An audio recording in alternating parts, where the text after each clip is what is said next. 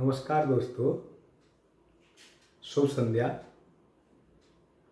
आप सभी का हमारे प्रशंसनीय YouTube चैनल में हार्दिक स्वागत है।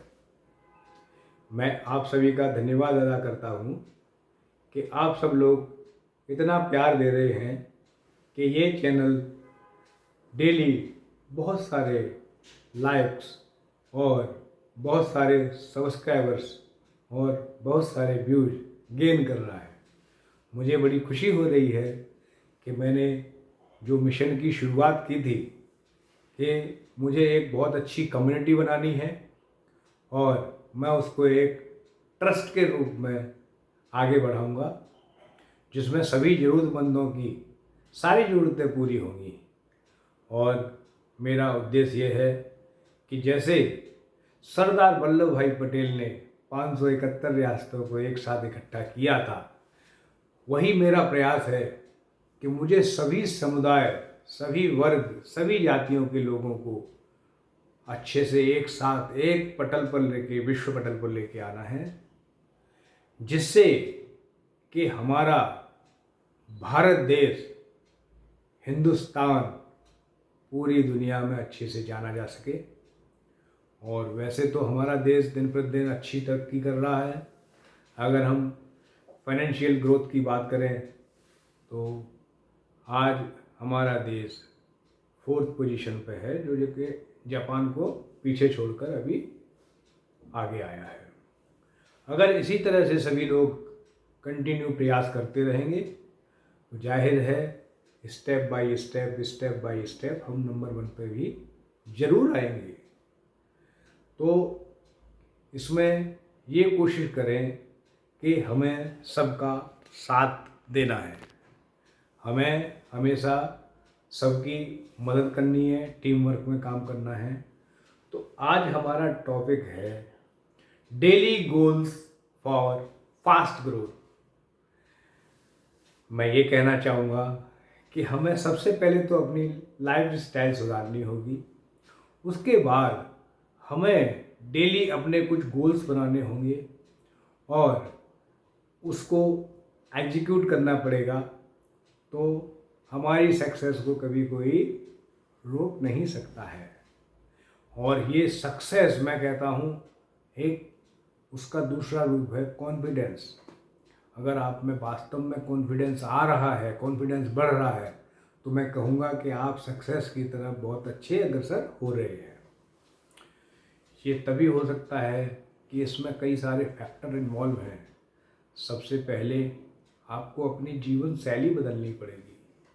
अगर आप अपने आप को बदल पाते हैं तो आप दूसरों से अपेक्षा कर सकते हैं कि वो भी आपका अनुकरण करेंगे, आपके साथ कंधे से कंधा मिलकर वो आगे चलेंगे और देश का चहुमुखी विकास होगा। सबसे पहले मैं कहूँगा कि सुबह जल्दी उठना है। जल्दी उठने के बाद में हमें कुछ गुनगुना पानी, अगर हो सके तो कम से कम 2 गिलास पानी पिएं, लगभग 600 ml। अगर वो क्वांटिटी बढ़ा के पी सकते हैं, अगर आपको कुछ अजीब नहीं लग रहा है और आपको कोई दिक्कत नहीं हो रही, तो आप सुबह सुबह 1 लीटर पानी भी पी सकते हैं। लेकिन मैं बार बार कहता हूँ कि वो पानी पीना नहीं है, पानी को खाना है। इट मीन्स पानी को गड़-गड़ करके, घूट-घूट करके, धीरे धीरे करके मुंह में पूरा घुमा के उसको पीना है। ठीक है।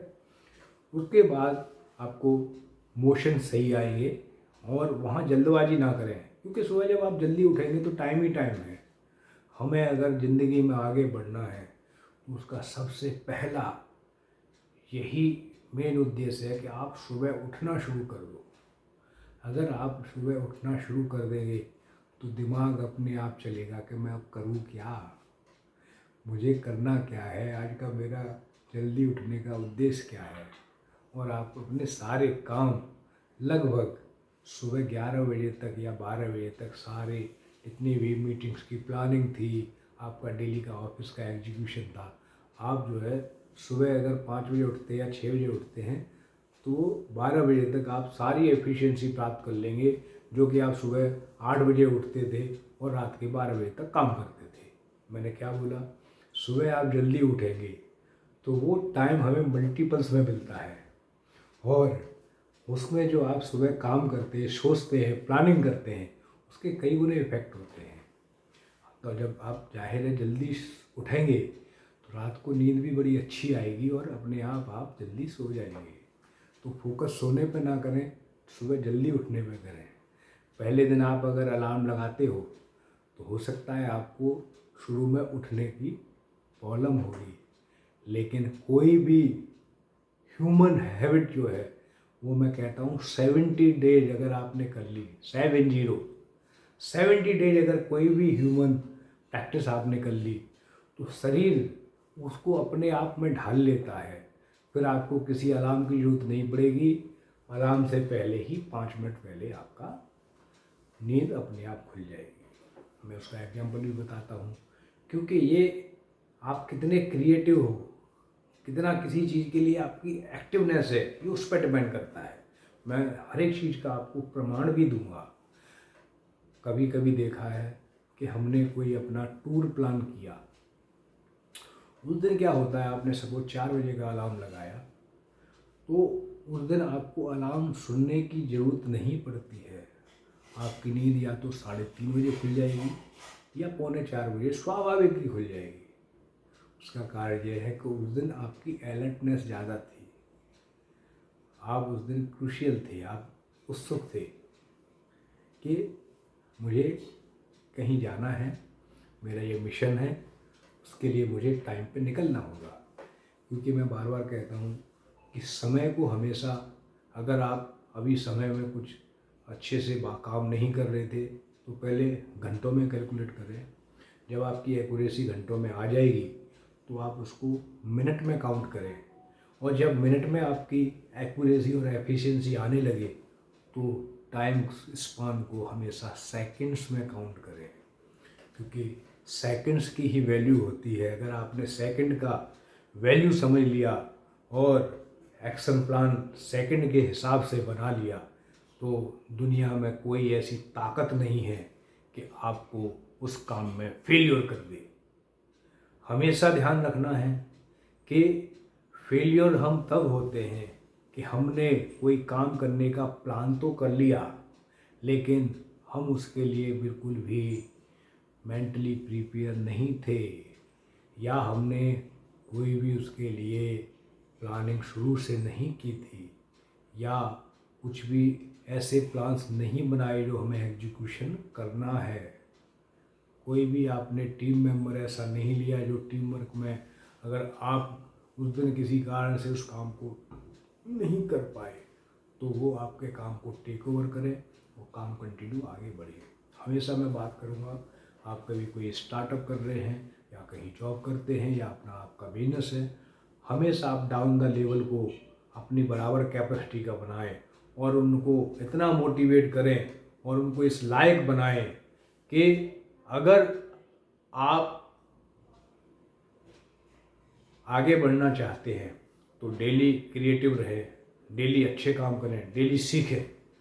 तो अगर आप अच्छा काम करेंगे और आपकी थिंकिंग ऐसी होगी कि मेरे डाउन द टीम में लोग मेरे से 10 गुना आगे बढ़ें, तो जाहिर है वो लोग मोटिवेट होंगे और आपसे अच्छा करने का प्रयास करेंगे।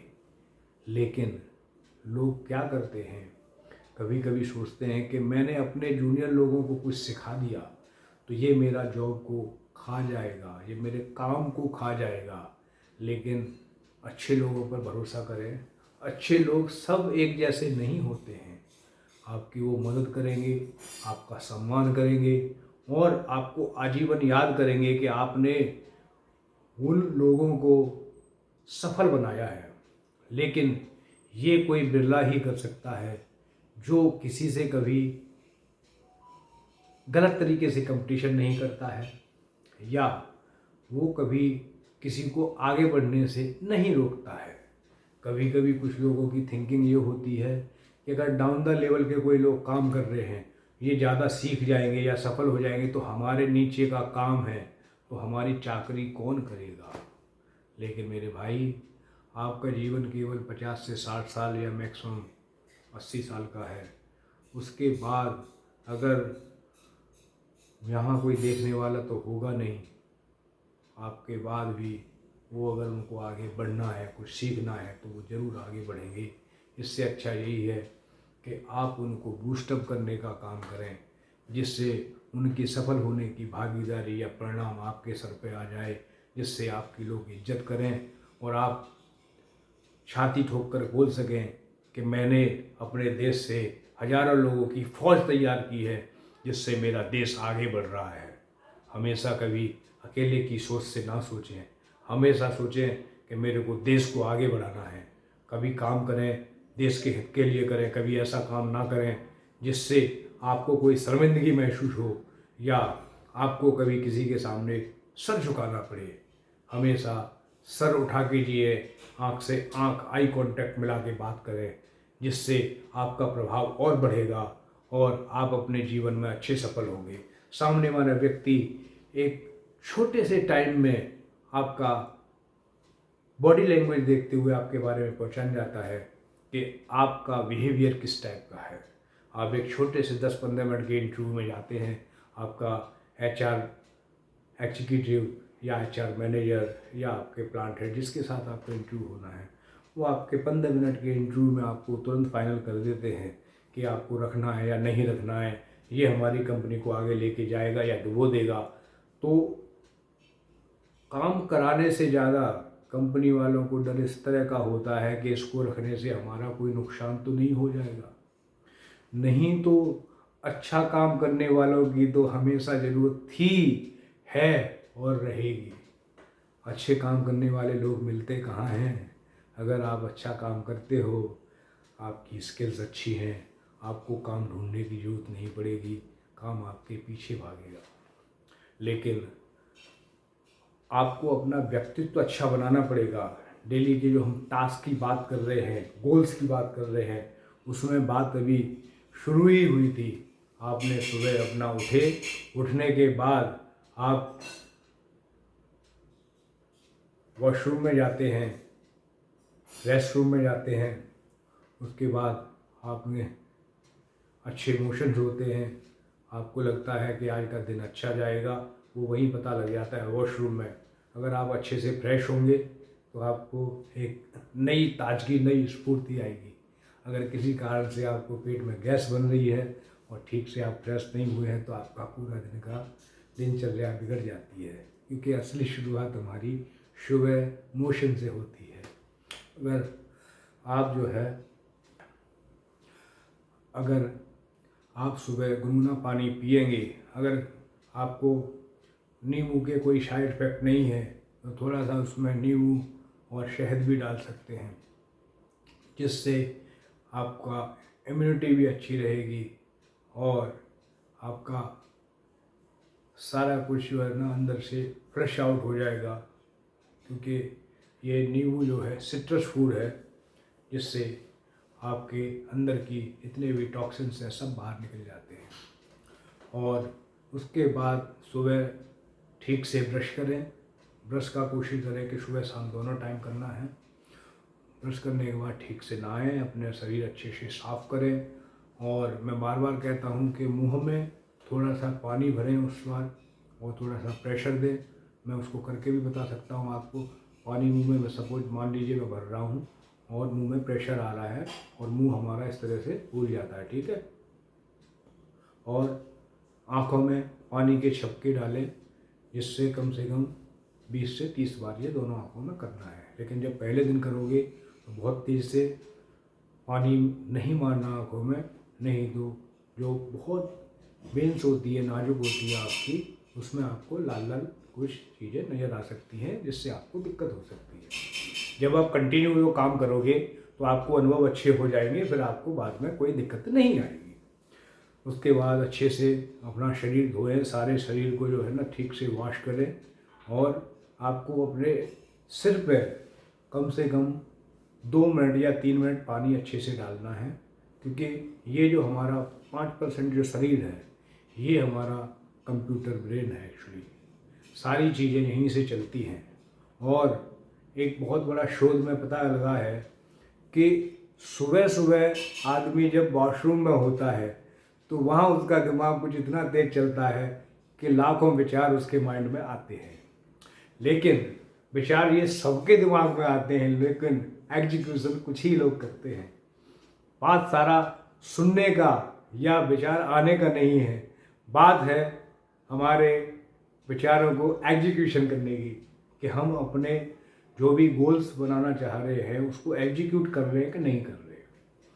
उसके बाद में सुबह अपना जो भी आपका धर्म है, मैं किसी धर्म पर नहीं जाऊंगा, आपका जो भी भगवान है, गॉड है, ईश्वर है, वाहिगुरु है, या आपका अल्लाह है, या जीसस है, उनसे हमेशा आप जो है अपनी सुबह प्रार्थना करें कि हे भगवान, हमसे किसी भी तरह की कोई गलती ना हो, और हम जो काम कर रहे हैं, जिसके लिए हम इस पृथ्वी पे आए हैं और हम कुछ देश की मदद करना चाहते हैं, देश को आगे ले जाना चाहते हैं, आप प्रभु हमें मदद करिए। वैसे तो जो भी है भगवान का है, उन्होंने ही हमें एक यहाँ पार्ट रोल अदा करने के लिए भेजा है, तो अगर सब कुछ करना उन्होंने ही है तो हम तो बस एक निमित्त मात्र हैं।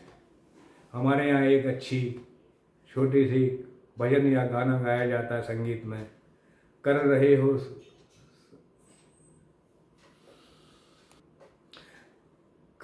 हो तुम कन्हैया, मेरा नाम हो रहा है।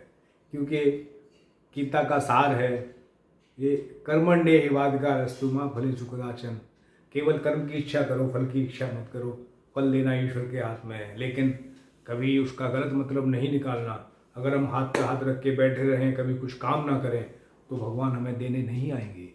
इसलिए हमें कर्म तो करना ही पड़ेगा, और सारा जो पूरा विधि का विधान है वो कर्मों का ही लेखा जोखा है। अगर आप किसी के साथ अच्छा करेंगे तो उसका 10 गुना आपको अच्छा रिटर्न मिलता है।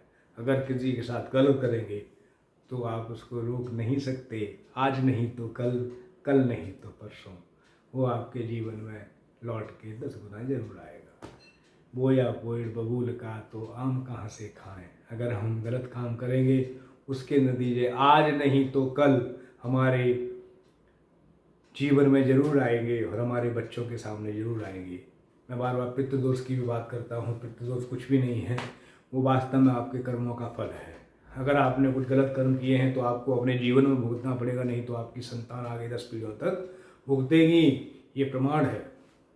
आप किसी के साथ गलत कर रहे हो, अगर किसी का दिल दुखा रहे हो, तो आपका कोई भी भला नहीं कर सकता। चाहे आप किसी साधु संत के पास या किसी फकीर के पास या किसी चर्च या किसी गुरुद्वारे में चले जाओ, ये आपको स्वयं देखना है। मैं किसी धर्म के विरुद्ध नहीं हूँ, लेकिन मैं यही कहता हूँ कि जहाँ आप जा रहे हो, जिस धार्मिक स्थान पर जा रहे हो, तो जिनके नाम पर वो बना हुआ या जिनकी आप पूजा करते हो, उनके जीवन का आचरण करें आप।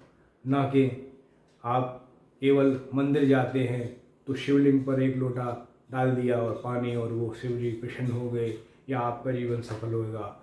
ऐसा कुछ भी नहीं है। आपको अपने जीवन में उनका, शिव जी का या जिसकी भी आप पूजा करते याचना करते हैं, आप उनका चरित्र अपने जीवन में लेके आना पड़ेगा, तभी आपको उसका कुछ लाभ मिलेगा।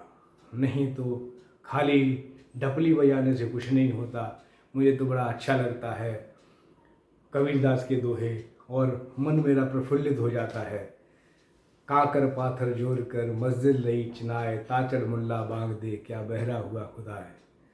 तो हम ये नहीं बोल रहे हम कोई धर्म विरोधी नहीं है, या मैं कोई ऐसा नहीं हूँ कि किसी धर्म का विरोध कर रहा हूँ। मैं केवल ज्ञान चक्षु खोलने के लिए कह रहा हूँ कि आप जहाँ जुड़े हुए हैं, जिनसे जुड़े हुए हैं, आप वहाँ पर अवश्य आएँ। मैं किसी को रोक नहीं रहा हूँ, मैं किसी को बंटवारा नहीं कर रहा हूँ, डिवाइड नहीं कर रहा हूँ, मैं किसी की कमी नहीं निकाल रहा हूँ। मैं केवल ये कह रहा हूँ कि किसी भी ढकोसले में ना आए।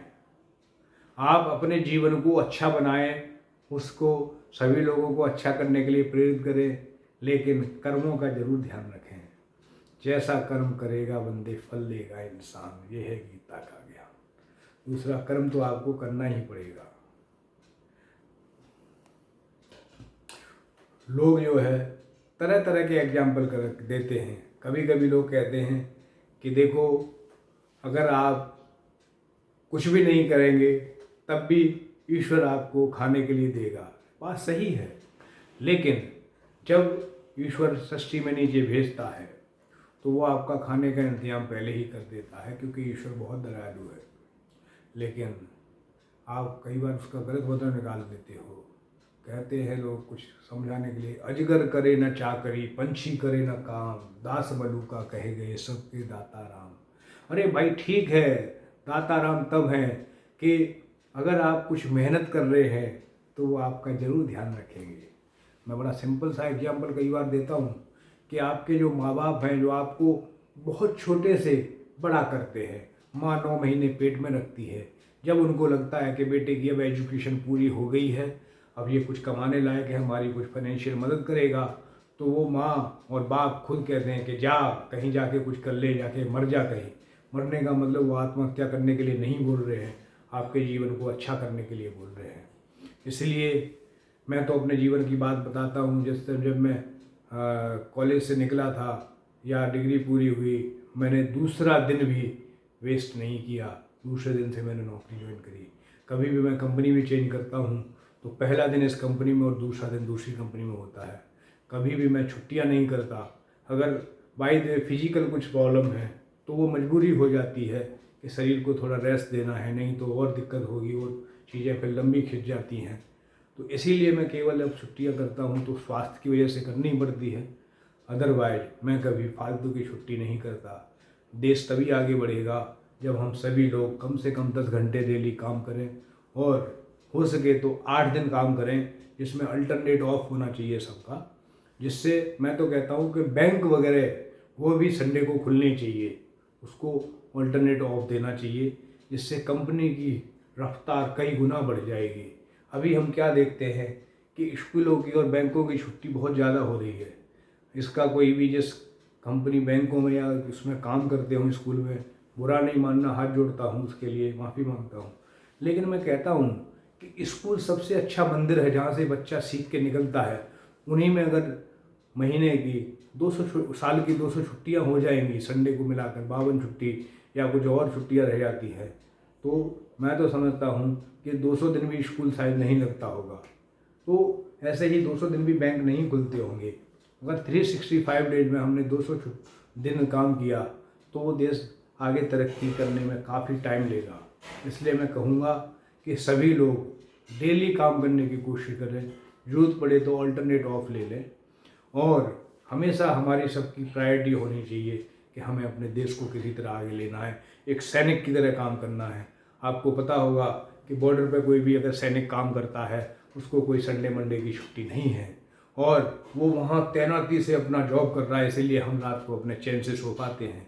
नहीं तो हम उसका कुछ बिगाड़ तो सकते नहीं है। वो चाहे तो अपनी 50,000 की नौकरी कभी भी छोड़ के आ सकता है कि भाई मैं अपनी 50,000 के लिए जान नहीं दूंगा, लेकिन वो सच्चा देशभक्त है।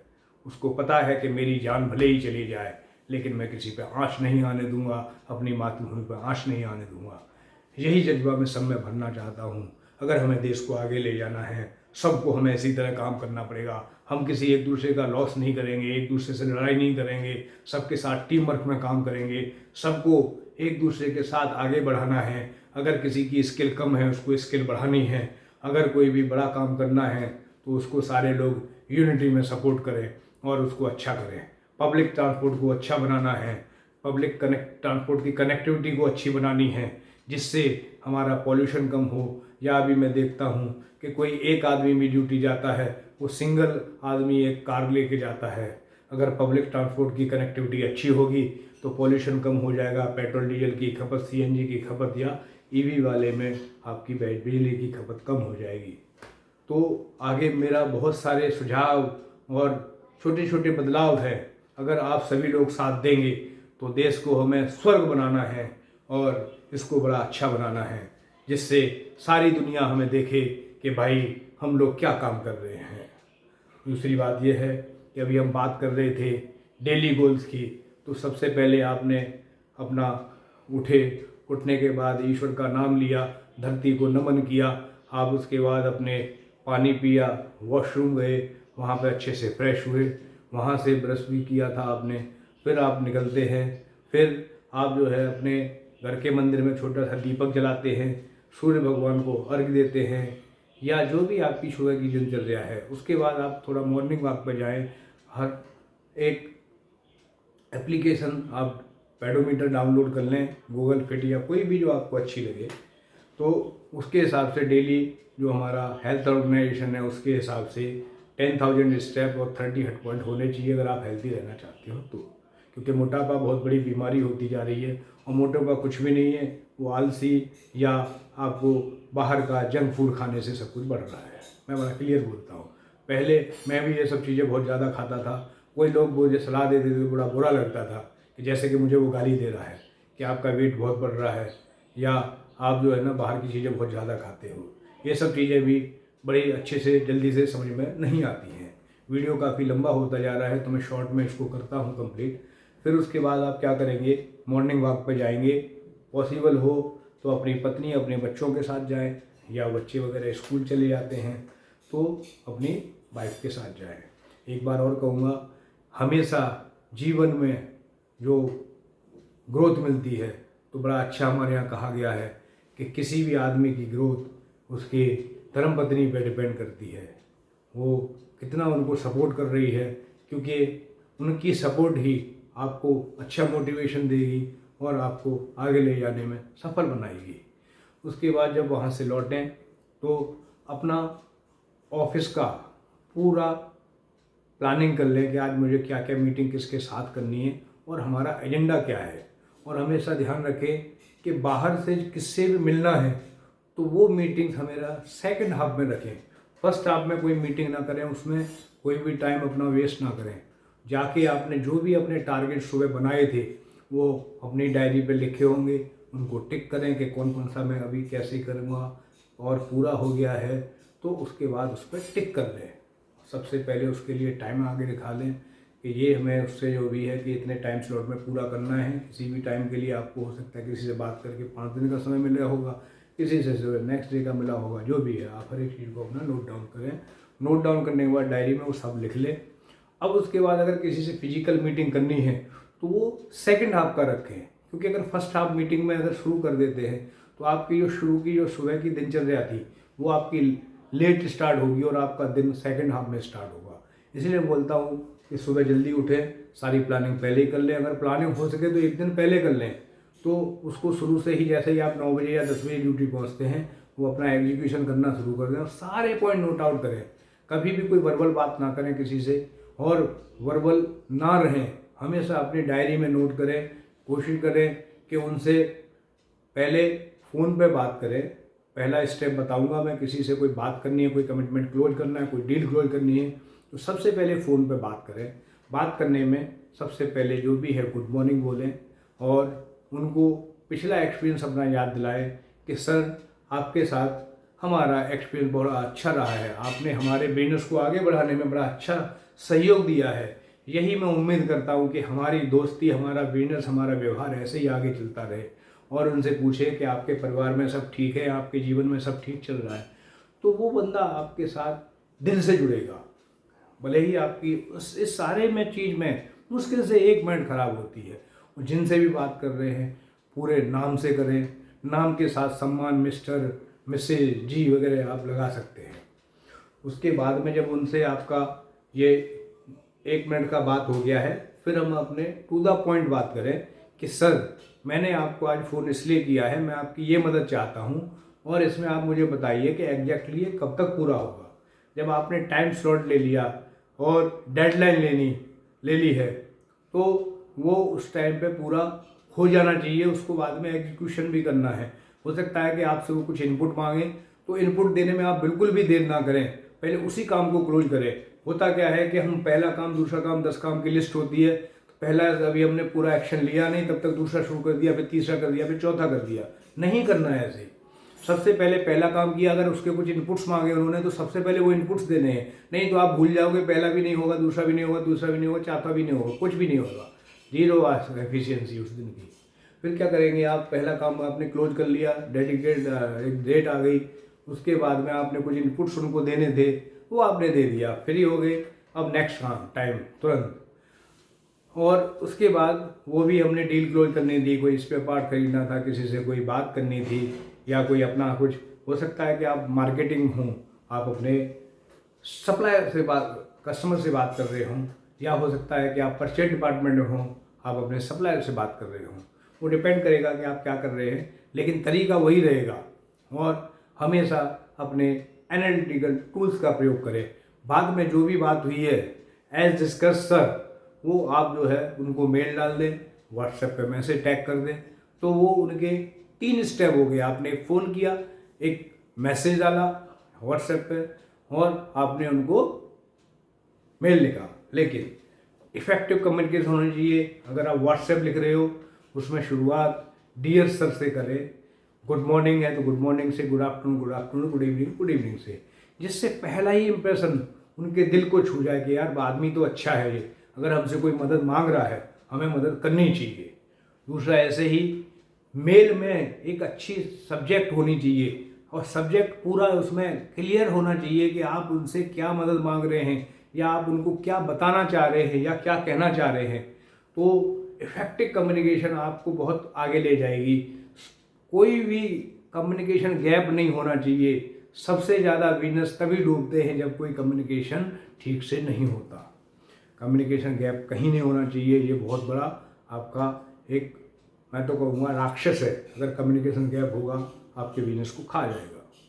हमेशा आप लोगों के टच में रहें और उनसे बिल्कुल खुलकर बात करें, और आपकी बॉडी लैंग्वेज ऐसी होनी चाहिए कि हम उनसे ऐसे एज ए फ्रेंड बात कर रहे हैं जैसे कि हमारा वो पिछले 30 साल से एक दूसरे के साथी हैं। कभी भी अपने आप को कोई बड़ा ना दिखाएं, और उनसे ऐसे बात करें एज ए फ्रेंड, तो आपकी और उनकी अंडरस्टैंडिंग बहुत अच्छी होगी, जिससे आपको रिजल्ट क्विक मिलेगा। कई बार आपने देखा है कि आपके जूनियर्स किसी से बात कर रहे होते हैं, वहाँ कुछ जो है ना, वो एक दूसरे की ईगो आगे आ रही होती है, तो वो डील क्लोज नहीं हो पाती। और जब आप आके बात करते, यार मैं वो बोल रहा हूँ, अपना पहले इंट्रोडक्शन देते हैं, और सबसे पहले अपना इंट्रोडक्शन उनको पहले दो कि भाई मेरा नाम उद्यान सिंह है, मैं यहाँ एज ए मेंटेनेंस हेड काम कर रहा हूँ, और मुझे आपसे ये मदद है चाहिए। मेरे टीम ने मुझे बताया कि सर जो है इस बात को आपसे कहना चाह रहे हैं और हमें ये ज़रूरत है, लेकिन वो एग्री नहीं हो रहे।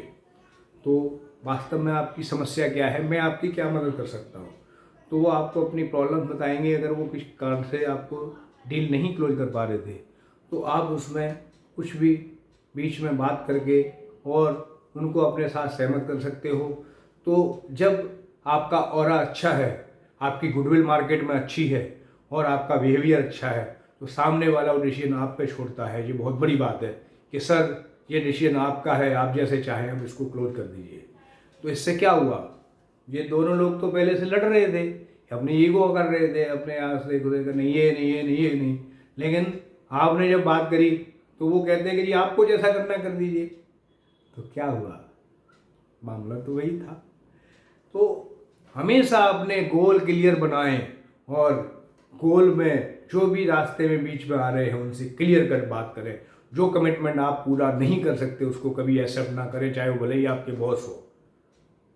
आपको सही बात बतानी है, और जो आपकी जिम्मेवारी है वो आपके बॉस आपसे बोले या ना बोले, लेकिन आपको अपने जिम्मेवारी पर अटल रहना पड़ेगा, जिससे आपकी पहचान ऐसी बने कि ये तो ऐसे हैं जी, इनको तो कोई काम एक बार अगर हाथ में आ जाता है तो ये अपना कमिटमेंट टाइम पर पूरा करते ही हैं। उनसे बात करो या मत करो।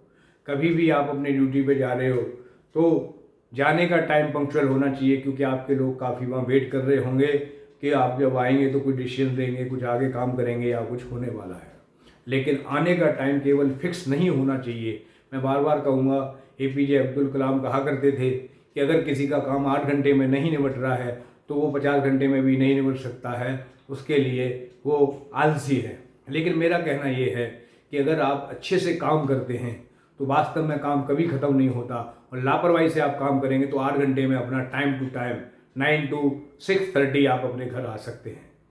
लेकिन आप खुद समझिए कि आप कहीं काम कर रहे थे, और तो क्या टाइम के हिसाब से आपका काम पूरा हो जाएगा? ये सही नहीं है। काम के हिसाब से आपको देखना है। हो सकता है कि 6:30 की जगह 7 भी बज जाए। मान लीजिए 15 मिनट के चक्कर में उस दिन आपने कोई डिसीजन नहीं लिया और अगले दिन पूरा निकल गया। अगर वो डिसीजन हम आज ही ले लेते कि कल की प्लानिंग क्या करनी है, तो हमेशा नेक्स्ट डे की प्लानिंग उसी दिन करें, चाहे आपको उसमें 15 मिनट और लगाने पड़े अगर कोई सडनली काम आ गया है। प्लानिंग तो आप डेली कर ही रहे हैं नेक्स्ट डे की, लेकिन कोई काम सडनली 7 बजे आया या 6:30 या 6:15 बजे आया आपके पास, तो आप उसको कल पर ना टालें। ये सबसे बड़ा प्रॉब्लम है कि हम लोग काम को नेक्स्ट डे कल कर लेंगे, वो कल कभी आने वाला नहीं है। आपको तुरंत एक्शन लेना है। अगर आप ईमानदार मेहनती व्यक्ति हो तो आपकी टेबल पर कोई भी काम पेंडिंग नहीं होना चाहिए, कोई भी काम कल के लिए नहीं टालना। भले ही हो सकता है कि आपको अप्रूवल नहीं मिल रहा या किसी कारण से रुकावटें आ रही हैं, वो एक अलग बात होगी, लेकिन आपका डिसीजन तुरंत होना चाहिए। या आपका काम उसमें कुछ है, इनपुट्स देने हैं, कुछ डिसीजन लेना है, कुछ एनालिसिस करना है, वो सेम डे करना है। आपको उसके लिए कोई वेट नहीं करना कि कल कर लेंगे। हो सकता है कि कल कोई कैजुअलिटी कहीं हो जाए तो आप ड्यूटी पे ही ना हो सकता है आपकी तबीयत खराब हो जाए, आप ड्यूटी पे ही ना हो सकता है कि किसी आदमी अगर कहीं काम कर रहा है और कुछ वास्तव में मिसहैपनिंग हुई तो बेचारा बेड रेस्ट पे 1-2 महीने के लिए चला गया। तो हमेशा ऐसे काम करो कि आप कंपनी में रहें ना रहें, आपकी डाउन द लेवल टीम आपकी एब्सेंस में भी वो कंटिन्यू कर सके। इस तरह के सिस्टम बनाओ, ट्रांसपेरेंसी दो, और सारे सिस्टम एकदम ट्रांसपेरेंट होने चाहिए, जिससे वहाँ कहाँ क्या चल रहा है वो आपको सारा पता रहना चाहिए। उसको मैं एक ये भी कहता हूँ कि आप ऐसे घोड़े रखिए जो आपके प्लानिंग के हिसाब से काम करें, लेकिन उनकी लगाम हमेशा अपने हाथ में रहनी चाहिए, जिससे वो जो है किसी गलत रास्ते पे ना जाएं और जो आपने टारगेट सेट किया था, गोल सेट किया था, उसी के मुताबिक काम करें। हमेशा मैं ये कहूँगा कि दुनिया में कोई भी काम इम्पॉसिबल नहीं है। Everything is possible, nothing is impossible. फिर आप ऑफिस अपने पहुंच जाते हैं, आप लंच अपना टाइम पे करें और कोशिश करें कि लंच का टाइम सेम होना चाहिए। वो मैं इसलिए बोल रहा हूँ कि अगर टाइम से खाना नहीं खाएंगे तो आपको गैस बनने लगेगी और बीमारियाँ वहीं से शुरू होती हैं। मैं बार बार कहता हूँ कि सारी बीमारियों की जड़ पेट है। या तो आप खाएंगे ही नहीं, इस पर स्किप कर दे, किसी कारण से किसी लंच नहीं ले पाए, नहीं कर पाए, तो उस दिन का कुछ हल्का फुल्का खा के स्किप ही कर दे, या रात को किसी कारण से लेट पहुँचे तो वो कुछ हल्का फुल्का खा के स्किप कर दे, वो ज़्यादा अच्छा है। बहुत ज़्यादा खा के तुरंत लेट जाना वो अच्छा नहीं है।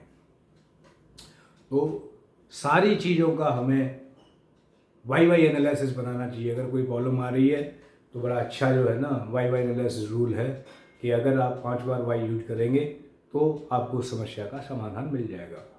अगर कोई भी एनालिटिकल टूल लगाना है तब भी आप समस्या के लिए लगा सकते हैं, जैसे कि यूज़ कर सकते हैं हिस्टोग्राम है, पाई चार्ट है, पेरेटो चार्ट है, तो ये सब आप जो है ना उसमें यूज कर सकते हैं।